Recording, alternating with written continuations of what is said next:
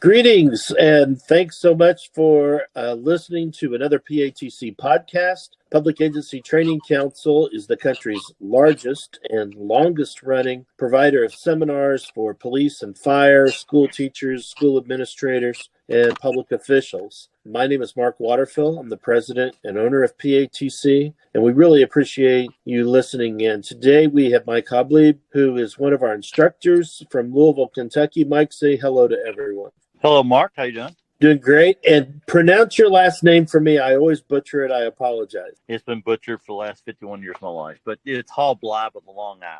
I've been called Waterfield all of my life, but actually my family is originally from very near where Mike lives. In fact, my dad was born in Louisville, Kentucky, which is Mike's hometown. Is that right? Born and raised in Louisville, Kentucky, entire life. You're in Louisville, correct? Yes. I retired from LMPD after 20 years of service, and then I went to the Bullitt County Sheriff's Office, where I'm currently a major there, and I run the Narcotics unit and the CIU unit. How long have you been an officer? 29 years. December 7th this year will be my 30th year. You a married guy? Yes, I have kids, married and have kids, have a great family. And how old are the kids? I've got 2 in college, and I've got one that's a little younger. He's going on 9 years old, so I started over. Fantastic. Tell us a little bit about what hobbies you like to do outside of law enforcement. I'm not very good at it. I like fishing golf, love fishing golf, and that's what I do in my spare time. But I don't have a whole lot of spare time with the family and work. Not very good either one, but I actually love to do them. That's great. Yeah. I also coach youth football, which is a lot of fun also. And what ages are those youth football players? Started coaching a couple of years ago. I think right now we're at the 8 and 9 year old Pee Wee division. I bet that's stiff competition. Yes, it is. Yes, it is. But I honestly, family, relatives always comes first. But my second hobby is police work. Everybody knows I love it. I've put my entire life into it the last 30 years of my life, and I give it 100% yesterday like I did, 29, almost 30 years ago, and been very successful at it. And it's kind of, I call it a hobby because I enjoy doing it so much, and just been very successful. So my way of returning that to law enforcement is to come back and everything I've learned, share that with everyone else to kind of better their careers. Well, you're a fantastic instructor. We very much appreciate having you teach for us. Tell our listeners what classes you do teach. There's 3 areas. I teach search warrants is a class I've taught for about 15 years now. Narcotics, I've taught that for off and on for about the same amount of time. And then just over the past, 3 to 4 years, I started teaching surveillance class. And those are the 3 areas. Most of those areas deal with narcotics. Search warrants, of course, deals with all areas of law enforcement. But those are the 3 classes I teach for PHEC. What are some of the important aspects of your search warrant class? The search warrant class, I started creating the class 15 years ago for Louisville Metro, and I didn't realize how important search warrant was. And part of the reason why is every time I teach a class, I interview the class, talk with the different officers, detectives, and deputies, and I've learned that about 99% of all search warrants are signed. So you get that false sense of security in your head that, hey, no matter how I create this warrant, no matter how I write this warrant, it's going to get signed. And when that happens, you start shortcutting different items, and that's why when you see in the news there's issue with search warrant execution or the writing of search warrants or the validity of search warrants in the courtroom, that's when you start seeing that, okay, wow, you start seeing officers are cutting corners during the search warrants, and there's issues later on. But another thing I look at also is that on average, the average law enforcement officer goes to trial every 4 to 6 years. So with that in mind, they know that they're getting 99% of search warrants signed. Going to trial being challenged as court is very little, so that's when the corners are cut. So in my class, I teach that you put 100% effort into every search warrant you do, so there's never a question when you get on the stand. If it's questioned during the probable cause hearing, suppression hearing, your search warrant is strong enough to make it through either one of those. So I go through, I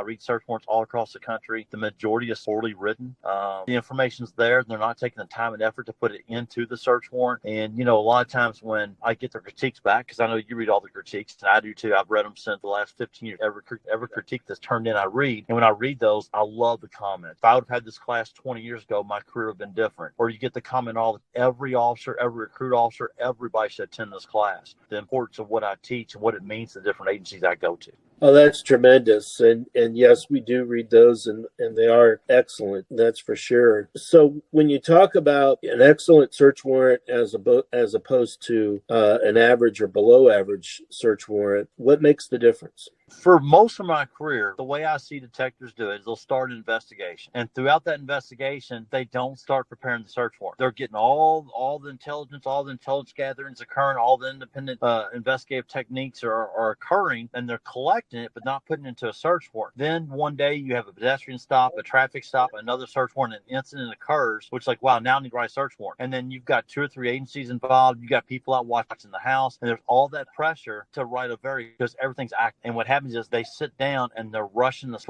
they're putting just enough in that search warrant to get it signed. So one of the things I teach in the class is during your investigation, consistently on a daily basis, add your search warrant. On day one, if you know that you're on a decent case, you know there's a great chance of you having to write a search warrant in the future, go ahead and start writing search warrant now. And on a daily basis, you add to that search warrant, whether it be pictures, information, traffic stops, pedestrian stops. You're constantly adding. So then when you have that 8-month investigation and you make that one traffic stop that wraps up the entire warrant, you add that 1 or 2 paragraphs to your 32-page search warrant and you're done. There's no pressure because of time. There's no pressure because of, do I have everything in here? No, everything in there because you've been adding information to that warrant. You've been going through the review process, which I go through, talking about other detectives know nothing in investigations. So you get somebody that's in law enforcement but knows nothing about the case that's reviewing your warrant. You get the prosecutor reviewing your warrant. You got your commanding officer reviewing your warrant, and you got your peers that are your co-leads and your other detectives in your unit reviewing that warrant. That way, when that last little thing happened, you've got everything ready to go, and you have a solid, great foundation warrant that you can get signed, and you know is going to make it through the suppression probable cause hearings.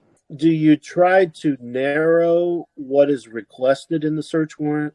Honestly, Mark, I hear people ask that question. I don't. I try and run with requests because what I see at fault is you have a lot of officers. The easy part of writing a search warrant is the affidavit. All you're doing is telling them. Now, there's a lot that goes into that a lot of officers leave off, and I go through that through the whole class. But one of the problems I see is everybody narrows down what they're looking for. Like on a homicide scene, they're asking for certain things, but they don't realize how important the paperwork is, or the other items that the fruits of the crime that go with the homicide. Narcotics is the same way. They get into a house, they start seeing items that are very important to their investigation, but they look at their search warrant, those items aren't listed in the search warrant. And we all know that you can only see these items that are listed in the search warrant. And then what I see also is those items that are listed as items to wit, items to seize, each one of those items is important to your investigation. And a lot of times that's not in the search warrant. They're saying, I want to seize mail matter, I want to seize guns, I want to seize ammo, but then there's nothing in the search warrant that states, okay, why is it important to seize mail matter in a narcotics investigation? So I go through all that, and I try to broaden their horizon, say, hey, look, if you're doing a robbery search warrant, these are the items you need to look for. Don't narrow yourself down to just a few items. Make sure you can articulate why you want all these items and make sure they're all included in your search warrant.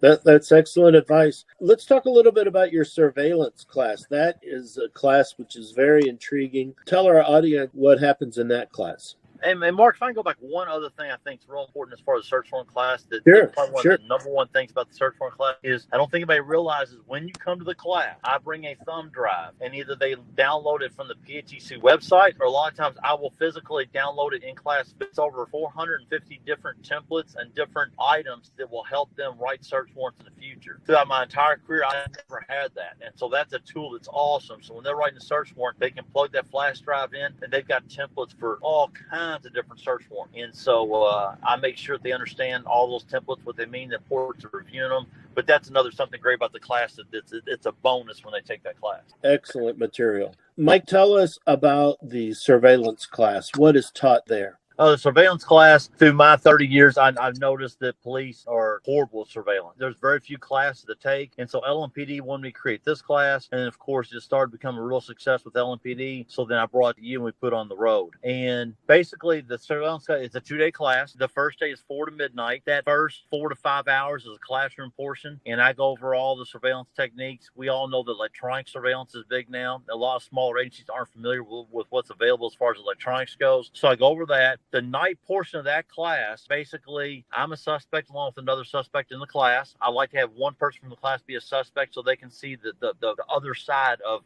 police work, being the suspect. That night is nighttime surveillance. At the end of that night, I give them a GPS tracker. They have to attach it to my car after that portion of the class is over. Then the next day is daytime surveillance with the actual GPS tracker on my car. After that daytime portion is over, we then go back to the classroom, and there's about an hour and a half to 2 hour block of where the lead detective, the co-lead, and the transcriber in the class will then go over everything they saw, everything they did, what I did, the times, and so on. I then go over and I tell them, hey, here's what I saw or what I didn't see. The best part, if I didn't see it, that's a good thing because I didn't see them doing surveillance. It's an excellent class. You can send me out west somewhere and I can be in a classroom of 15 to 20 law enforcement officers. Then the majority of them don't know each other. They're from 2 or 3 different states, and the ones from those specific states are even from different counties. I can bring them together. I can have them communicate with each other and do surveillance in a city they don't know any streets and do almost surveillance to a perfection. And I always tell them, if the class is successful like that, you can go back within your agency and have an unbelievable group of people conduct surveillance, almost undetectable surveillance. And I know that the students really enjoy that class as well.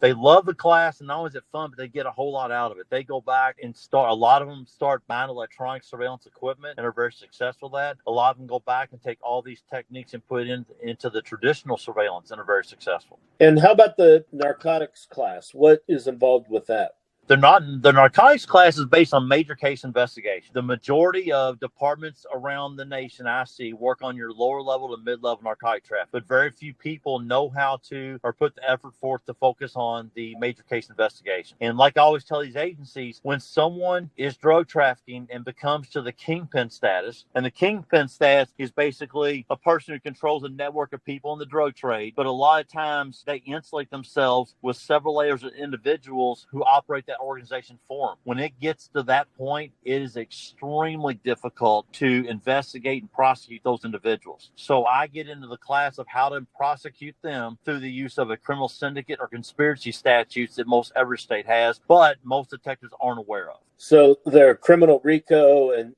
similar laws under state statute? Yes, most people don't know they exist, but in the laws are labeled a different title in different states. But if you look at them, it's the same concept. They don't know how to utilize those to go after the kingpins. And that's what you have to do because, like I said, they have people that have those layers of separation and insulate themselves from it to where they're not physically in possession of the money. They're not physically in possession of the drugs. They run the organization. And those are the most dangerous, most difficult people that need to be in the penitentiary. And so I teach how to investigate them and successfully prosecute them. Well, that's fantastic. We really appreciate your hard work and putting everything together. I know that when you first introduced yourself to us, you had excellent materials and have been passionate about teaching. I know that you also usually have a table full of items. What all do you take with you to your classes? Man, Mark, I told you before, I like doing everything 100%. If I'm not flying and I'm driving to a location, I've always got all kinds of different props. If we're, especially for the narcotics class and search warrant class, I got 3 tables full of props to make the class a little more interesting. I always bring my candy with me. Some people call me the candy man because I always have candy for the class. I try to make it the most comfortable environment I can for them. I want them to come away with a great experience, and so that's why I do those things. The surveillance class, I've got all kinds of props. I make that as realistic as humanly possible. I make it to make them think that and it's funny. The surveillance class, they always think, wow, that man, I felt like I was nervous. I really felt like I was involved in a real situation. So I try to make it fun. I try to make it fun for everybody, no matter what I'm teaching. You sure do, and you do a great job. Thank you so much for all your hard work. Any closing thoughts for our audience?